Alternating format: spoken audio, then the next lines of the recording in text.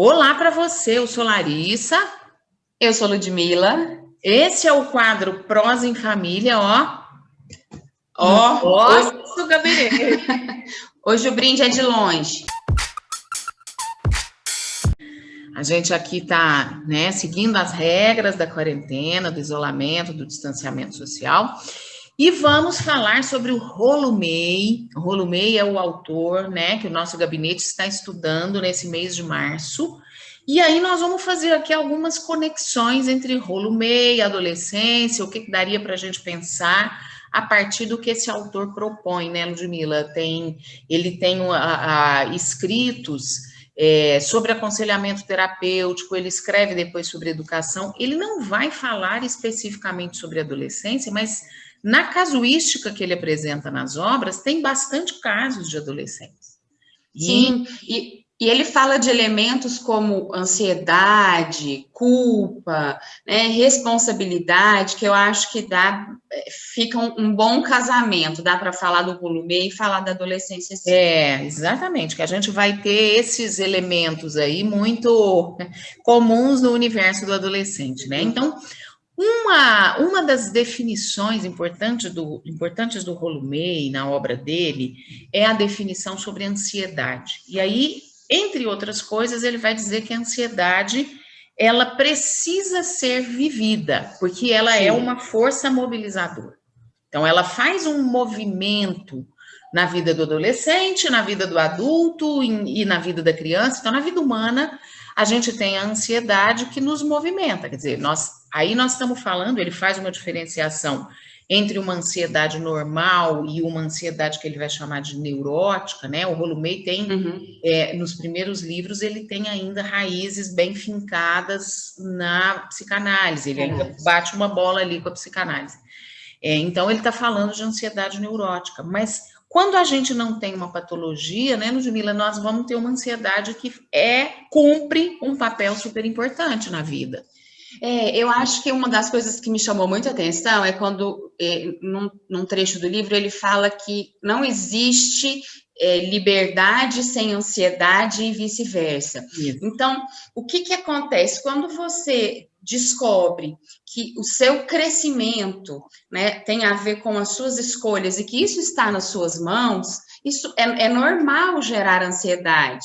Ele diz, a ansiedade é o mundo batendo na sua porta. Então, que você pode canalizá-la para o potencial criativo. E esse é o grande desafio. Então, não é fugir da ansiedade, não é tratá-la como patológica. É claro que, né, como você bem disse, em algum momento ele faz essa diferenciação e ele vai dizer que a ansiedade normal ela é proporcional à ameaça. Exatamente. E ela não nos paralisa, pelo contrário, ela nos move, né? Então, diante da constatação que crescimento implica em escolhas, e essas escolhas, ao fazê-las, eu estou comprando a minha liberdade, isso vai, sim, inevitavelmente gerar ansiedade. E eu acho que é aí que está o link com a adolescência, né, Larissa? Apesar de permanentemente fazermos escolhas, eu acho que a adolescência é um período onde elas peso, né? Se tornam mais intensas e parecem mais definitivas, né? Ainda que não sejam. E aí eu acho que o papel do aconselhador é realmente fazer essa mediação. Exatamente. De dizer para o adolescente, calma, que o que você está escolhendo agora não vai determinar quem você é para o resto da vida. Mas eu acho que o adolescente está nessa efervescência. Então, eu acho que o que o Rolo May apresenta sobre ansiedade pode se aplicar muito ao universo adolescente e conduzir o papel do terapeuta, né? Né? Se você é terapeuta de adolescentes, trabalha com adolescentes, você vai perceber que o adolescente parece que está sempre vivendo uma intensidade e uma urgência muito grandes.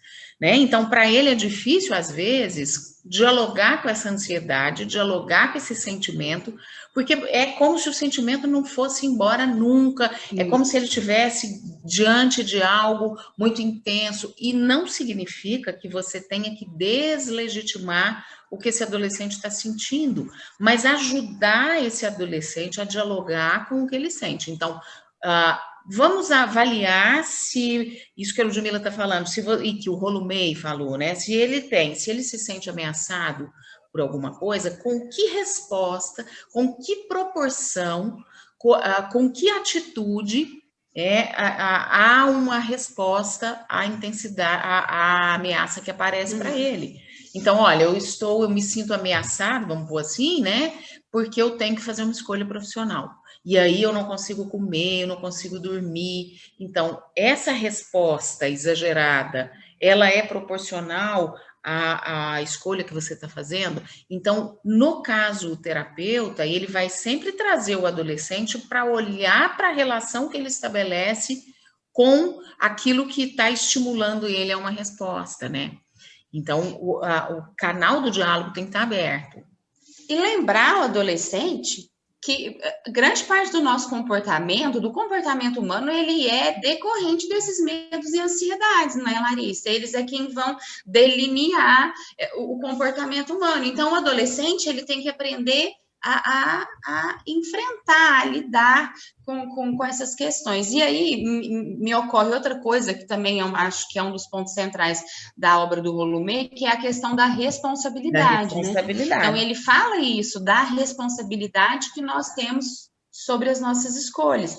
E aí, o adolescente, ele tem uma característica, não rotulando, mas acontece muito, de transferir a responsabilidade. Então, ou por não saber lidar com determinadas questões, ou até pelas próprias mudanças biológicas que o adolescente enfrenta, né? Ele tem essa postura de transferir responsabilidade. Então, tudo que acontece na minha vida é culpa do meu pai, da minha mãe, é culpa de Deus, do mundo à minha volta, mas a culpa não é minha. Isso. Então, eu acho que um outro caminho que o terapeuta pode seguir é esse, é de fazê-lo entender que sim, a responsabilidade é dele. Né? Inclusive por causa dessa relação liberdade e responsabilidade. Quer dizer, se você não se esconde atrás das regras, né, que o mundo te impõe, se você não se esconde atrás de uma posição vitimista, porque a minha família fez isso de mim, oh meu Deus, e agora? Se você não se esconde, você tem responsabilidade, mas também tem a liberdade. Então, saber que você tem escolhas é importante, né, e que você é responsável por essas escolhas, sim, é importante porque isso define uma série de possibilidades de caminho para o adolescente. Então, isso abre um leque. E nós vamos continuar falando do Rolumé, né, Ludmila? Tem mais coisa para a gente discutir aí, e nós queremos te convidar para ficar conosco nessa discussão, tá bom? Próximo vídeo, continuamos com o Rolumé. Tchau! Beijo! Satisfação pelo clique, fake, a vontade, critique, não é tão só com repeat. Tamo aguardando o convite.